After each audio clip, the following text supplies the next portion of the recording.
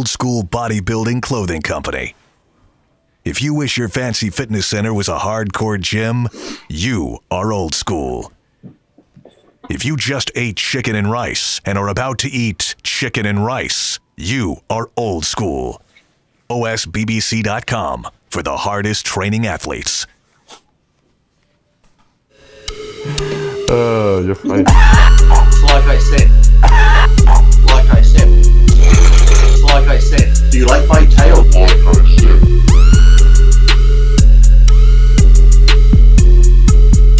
Welcome back to Iron Rage. I am the oh, he's the Joker. Look at Lee Priest. Look, it's the Joker.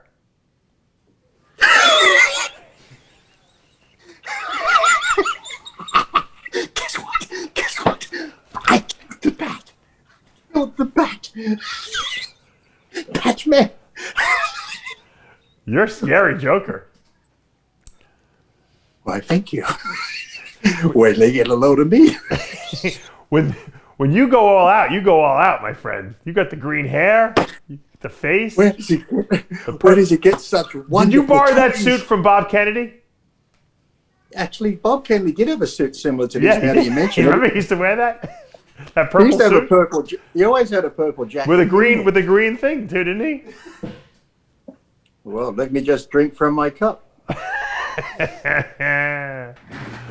Happy Halloween, Lee Priest. I know this is your favorite holiday. Thank you. Oh, well, Halloween is my wedding anniversary also. Oh, it is? There you go. I figured you would have gotten that. So makes the sense. Joker costume fits, doesn't it? If it fits, wear it. That's what they say.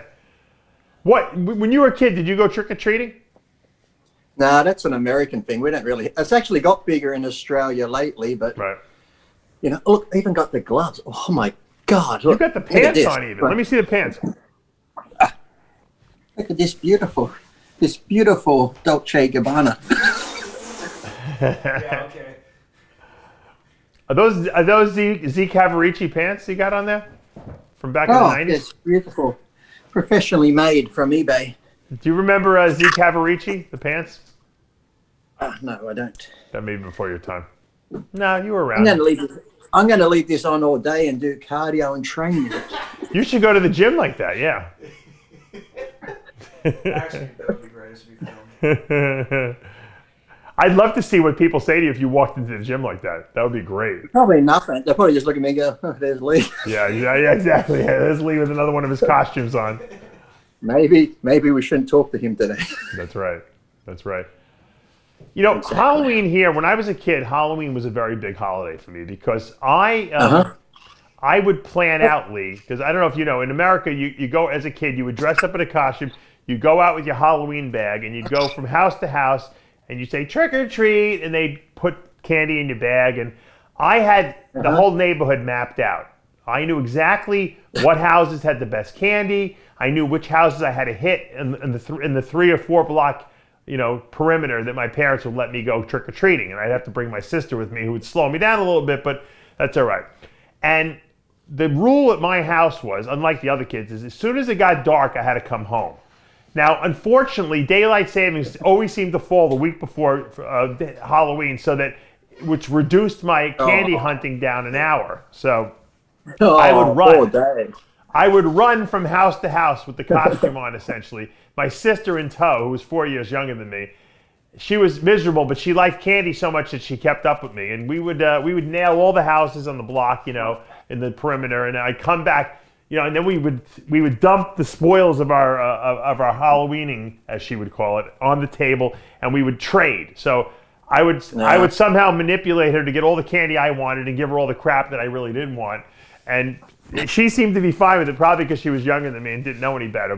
And then at the end, it was like baseball cards. I had my bag of stuff, and what I would do is I would eat it like maybe 1 or 2 pieces a day. So the Halloween candy would last me like 3 months. My sister would have it eaten in 2 days, and then she'd be crying to my parents that she had no candy, and I had all my candy, And that was just me. Can they have Halloween this year with COVID? It's funny because my son, there's a place here in Cape Coral where I didn't know this. All the kids go to trick or treat, and we took them last year. My son and my daughter, they loved it. I think I loved it better than they did, to be honest with you, because it kind of brought back memories of my childhood. Now with COVID, I think they cancel Halloween essentially. Imagine trick or treating and going to Wayne Gacy's house. I always wondered little that. Kid. I don't have any candy. Little kid, but I got some. Well, this is true. Around the corner from me, one of the houses was, if you remember the serial killer Joel Rifkin, who was driving around. He was a good one. He got a few. That guy. Yeah, he lived about 2 blocks from me, so theoretically he could have been on the trick or treat route, But he was like the same age as me, so he would have probably been going trick or treating with me, not basically killing people at that point. So you were running too fast with your candy. That's right. He couldn't catch me. Yeah, he couldn't catch me. So basically, I don't know what's going to happen with Halloween with the kids this year. Probably nothing, but it's sad because that was always my favorite holiday. Dressing up and everything. Very good. But my sister used to do that, but we never had Halloween. But my mother used to tell me when we'd go to the store, because you could get, back in the day, you could get a whole big bag of mixed lollies for like 50 cents, a huge bag. Wow. And when I'd come home, my sister would take out all the good milk chocolate ones and just leave me the shit.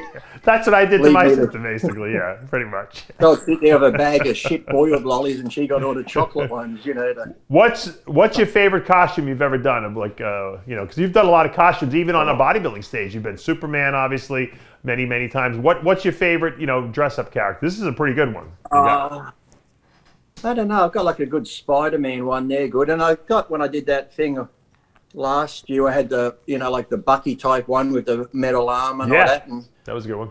I think the best costumes are ones like this, or if I do Batman, because I got the whole Batman rubber latex stuff. That's great. Bondage knives. The whole suit's like this, and you sweat like a pig in it. But anything where you can cover your face and stuff, because then you can just be really nuts, because no one really knows it's you if you can hide yourself. That's why I'd love to be one of those team mascots that come out with the teams. I'd just be a fucking lunatic in one of those things, because no one knows whose it is. Imagine me at Chuck E. Cheese punching kids in the face when they come through the door. That on your pizza. When you were big into Superman for a while. You did when you did that PDI show. You did a whole Superman routine going into a phone booth. We did it first.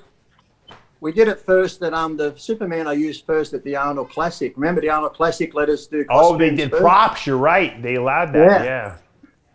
You're right. And then yes, I did the it's on one of the YouTubes, but yeah, Wayne DeMilia's son was in the phone box done as Clark Kent, and the back of the phone box was cut out. So then when he's in the phone box there, the smoke screen comes up, and the phone box fills with smoke, and then all of a sudden he disappears, and I open up the door and I step out. That was great. And I was pretending I was on the phone to Shawn Ray. Hey, Shawn Ray, you said this contest wouldn't go ahead and I wouldn't be here. Well, here I am.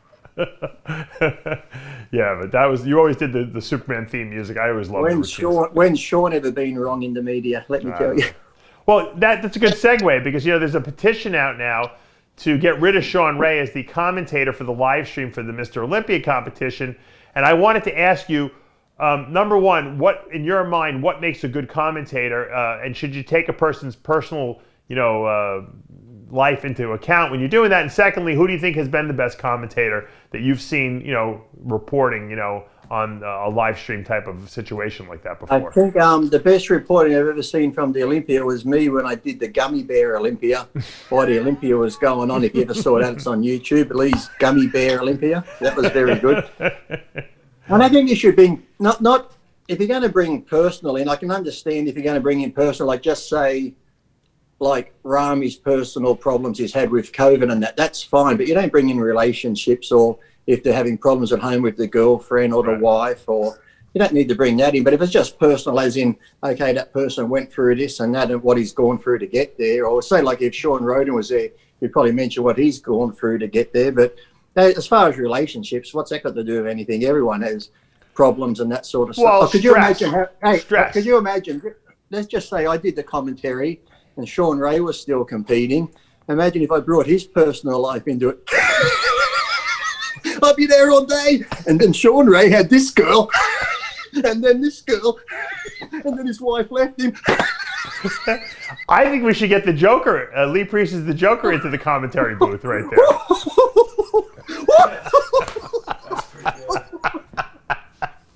I think I actually would be good, wouldn't I? It'd be good. You would be. Look, you got to have someone serious, with someone that knows the sport. Like Lonnie Tepper, he'd be perfect for commentating because he knows it, or even yourself or somebody like that. But then you need someone.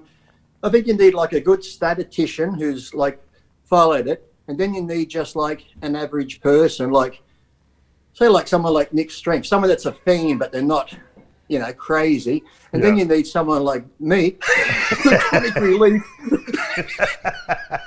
to liven the show up because shit that gets fucking boring. Here comes another guy imposing trunks and oil. How much of that shit can I take?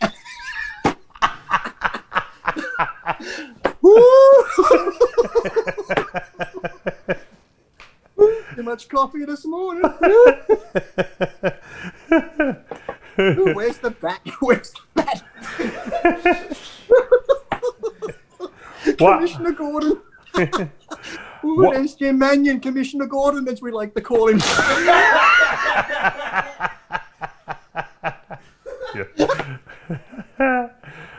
Joker Lee is on fire today. All right, since we're talking about the Olympia, on an Olympia stage, because I've got a couple more Ask Lee questions that I didn't ask you last week. I figured I'd carry them over since we're talking about the Olympia. Ask the Joker. Ask the Joker questions, okay.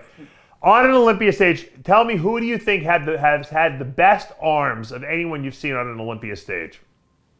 Yourself, Lee Priest excluded.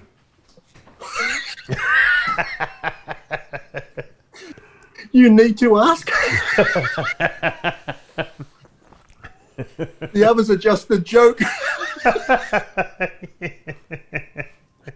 No, in all seriousness, hold on. Look at that. Look, I'm being serious. Let me get through this. Hold on. You ever wonder how I got these scars? My father. And he said, because my father's gay. He said, my cock won't fit in your mouth, so I gotta. At least he's making fun of himself. All right. Now back to the question. Well, if we go right back, they always said Arnold did, but I think you got to go Roelly. Not even people that won. You got to Phil Heath for sure because he's got bicep, tricep, and forearm. See, this is where Arnold had great arms, but when you're looking overall, I don't think his forearm and the tricep and everything was complete. Whereas Roelly has the bicep, tricep, forearm. Absolutely. Phil Heath has the bicep, tricep, forearm. Myself, Ronnie had great bicep, tricep, but his forearm was Actually, Ronnie didn't really have good triceps. He had the huge brachialis muscles, which I think made the bicep even bigger. When he did a bicep shot, though, it still had a little bit of a, so there's only really been, when you look at them, because like I said, someone can have a huge bicep and miss the other. When you're talking about arms, I always think the whole complete arm, the whole forearm, bi and tri, whereas like is Roelly the best of all time? I mean, his arms are crazy. I think so. I'm still going back to the MD article, Dave, where they said I was, and people voted on it, and that was it. So, yeah, but that Roelly wasn't competing then when you were. He was around. He was on the list. I was first. Phil Heath was second. Roelly was there on the list. So don't take away my accomplishments, will you? That was Blackman. Blackman voted 40 times, though, probably. And you know what I had to do to get that number one spot?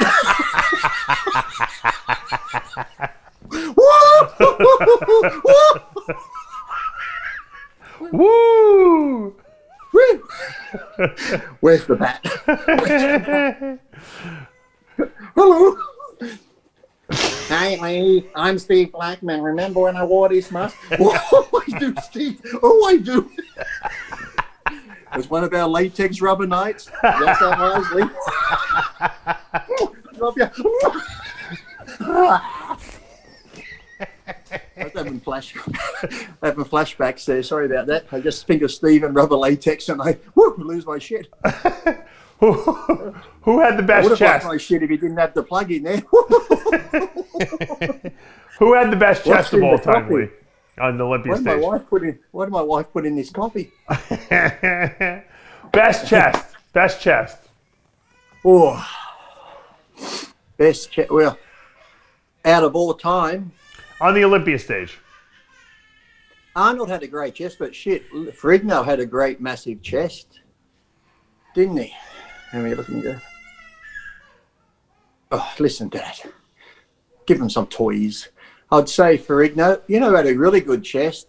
Serge Nubret, he had a great big full chest. Yeah.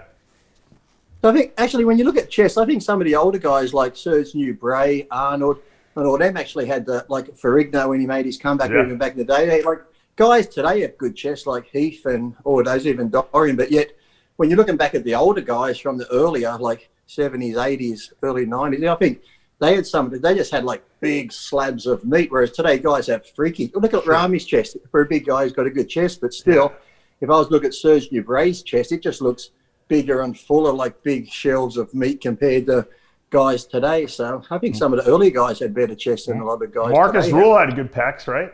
Mm-hmm. Yeah, but for some reason, guys back in the early days just seemed to be thicker and like, really, really dense. Yeah. What about legs? Why? Best legs on Olympia stage. Oh, well, we'd have to go to Platz, wouldn't we? Yeah, I think so. Yeah. We'd have to go Platz, Paul DeMeo. There you go. Tom Prince had really good legs. Yeah. Hammy's good. Well, again, with legs, I'm going hammies, quads, calves. Ronnie had pretty For a good big- legs. Ronnie's legs are pretty freaky. All these quads and hammies, yes, but then we get to the calf and Nah, yeah. He had crazy barely- glutes. Crazy glutes. his car's filling that vat of acid. I feel him.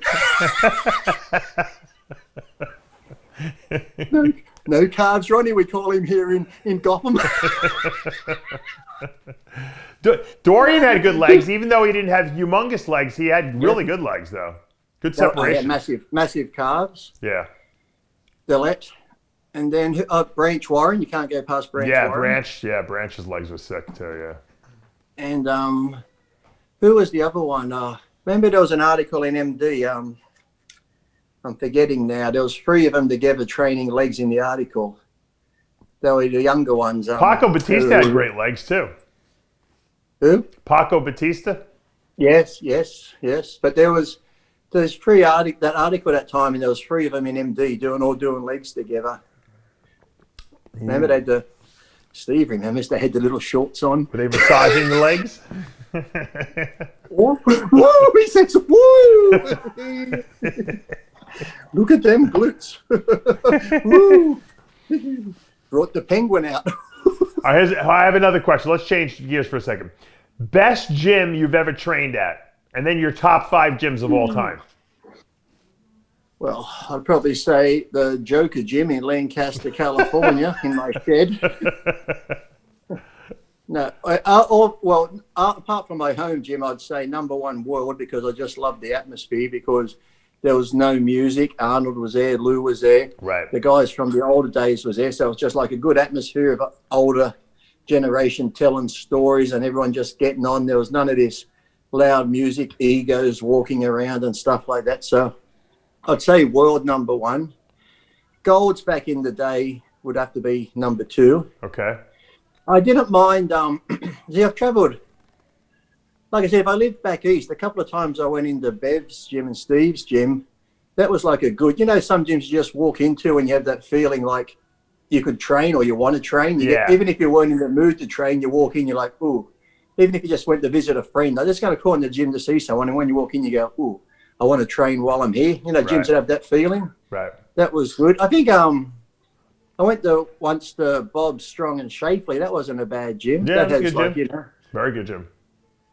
Powerhouse when it was on Main, the Davish's gym. That was pretty good. I never went in there, Lee. Was it well stocked? Yeah, it was really good. It had the whole front bottom floor there.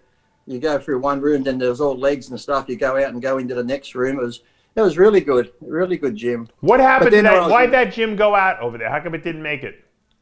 don't know. I don't know why it didn't make it, because it was pretty popular and stuff. And Gary Stridham used to live upstairs just above it. It would come down. Or we used to laugh at Gary because you know where that clown used to be above, on the corner. Yeah. Well, Gary lived in that building there up in the penthouse there. Gary lived up there, and we'd laugh because Gary would come have breakfast with us in the morning. Instead of walking across the road, he'll drive across the road, have to do a U-turn and park his car in front of the fire. Are you serious? Where did he park? In the garage underneath?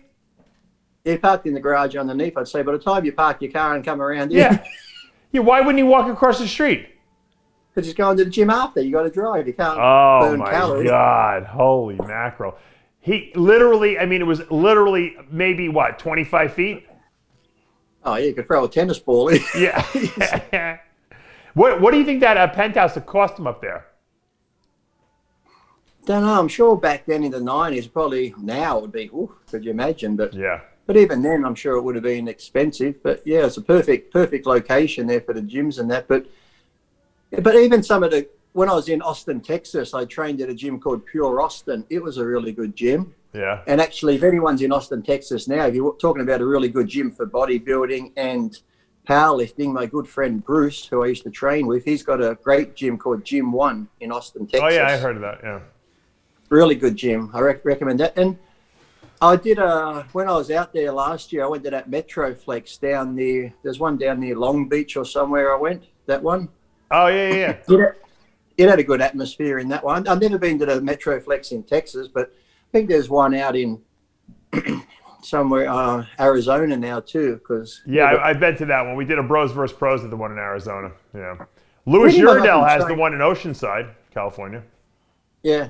That's why I said any gym really is like, as long as there's not people in there with egos and, that sort of thing. But I still prefer, if you can find them, the gyms that have, some just the good old equipment. A lot of gyms like to update and get all this fancy, new, shiny equipment and stuff. Right. But I prefer some of the good old, basic stuff. That's why I love World Gym, that stuff that was in pumping iron and all that sort of equipment. Doherty's gym is great by you, over there by you.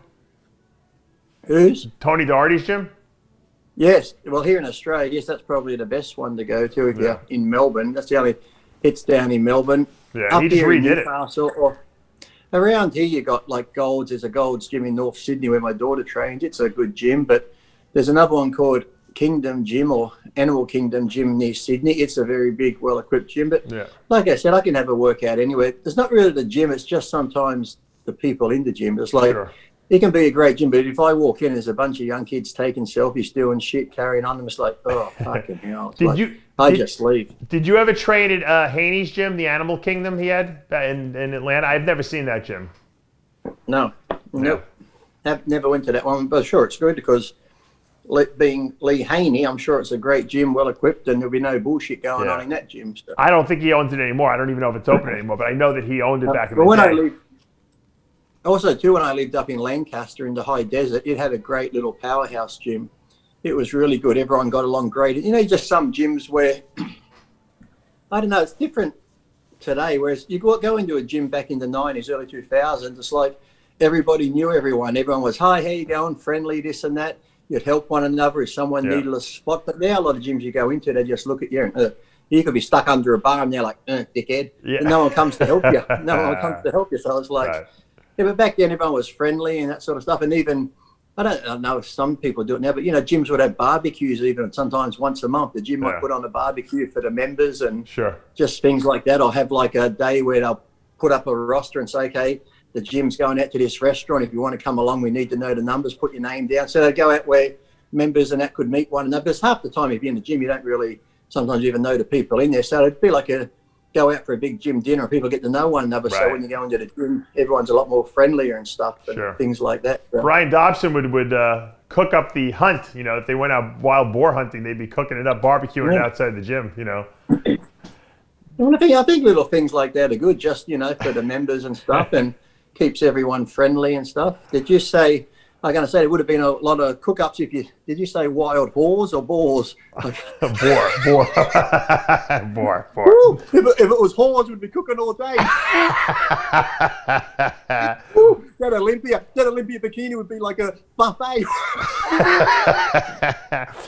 Lee, best Arnold movie, they want to know. What's your best Arnold movie? Hercules in New York. No, it isn't. No, it isn't. Have you seen that one? Did they dub Arnold's voice or something like that? Yeah, his voice was like dubbed American. His name was Arnold Strong in the credits because they said Schwarzenegger. Yeah. Yeah. I heard you, Tyler. I heard you.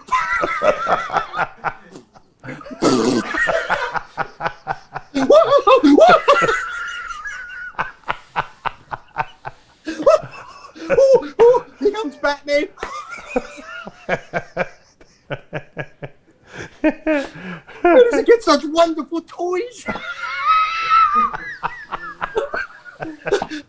Batman, you complete me. Now, that being serious again. Went over my head. Yeah. What were we talking about? Favorite Arnold movie? Arnold movie, that's it, Arnold movie. Yeah. Well, Terminators were good, but I actually like some of those shittier ones too, like Last Stand, where he was the sheriff in that town with Johnny Knoxville. Yeah. That wasn't bad. Well, Predator back in the day, that was like a cult classic, Predator, when it first came out. Get to the chopper.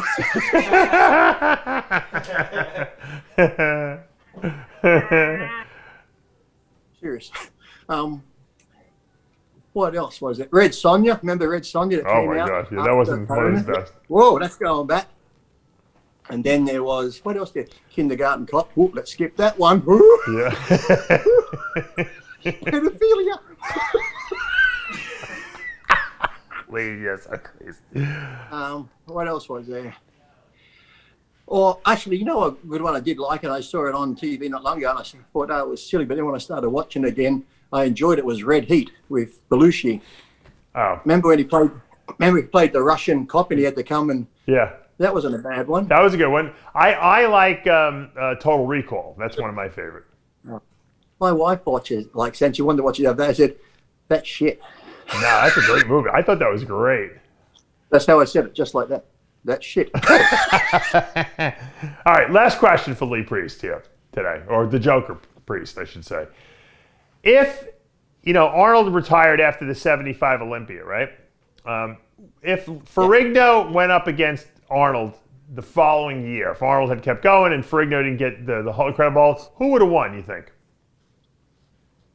Well, I would have liked to say Ferrigno, because I remember when they did Pumping Iron, Ferrigno thought he was going to over Winklaar, get second, and out of the blue, bloody Sergeant Bray got second, and poor Louis standing there like, I'm not even the bridesmaid now, I'm the fucking I'm like the used rubber on the honeymoon night. Well, really, if you think about it, Lou came in last place at that Olympia, because there's only 3 guys. Shh, don't say that. Don't say that. He's never got over it. Third place. We call him, his nickname down here? His nickname in Gotham? Third place Lou. Louis third place, we call him. He's the gangster. Louis third place. Poor guy, he's never going to get over it. You know what he does each day? He sits there watching Pumping Iron going.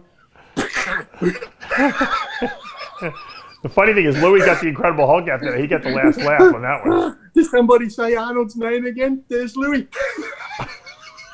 All right, no, seriously, the Joker. I know it's hard for the Joker to be serious, but Arnold versus Lou the following year. Does Arnold beat him again?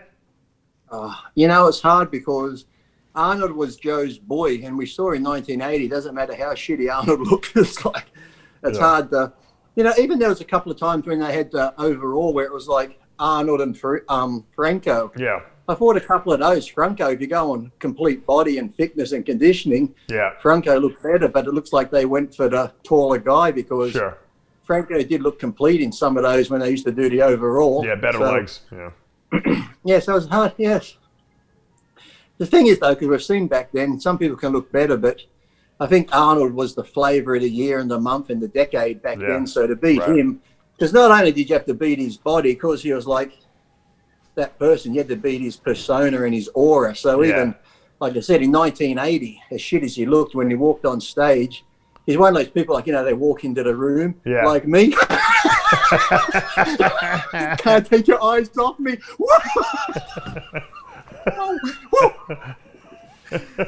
This I'm going to do. Are we going to do the Olympia thing? And I'm going to dress up just like this. I think you should just stay like that. Just tattoo your face white and red like that, and dye your hair permanently green. I think you got an idea. I like that idea. Or just continue to dress up like that. Can you imagine if he competed like that? Is there any rules against? Look who's still here. That's the Batman. I think there are, these guys come out with tattoos everywhere. Do you think there's any rules against like you coming out as the Joker, like, on the bodybuilding stage? Hey, they wouldn't know it was me. They'll be like Lee Priest's band. Look at this guy. It looks like Lee. Looks like Lee, only not.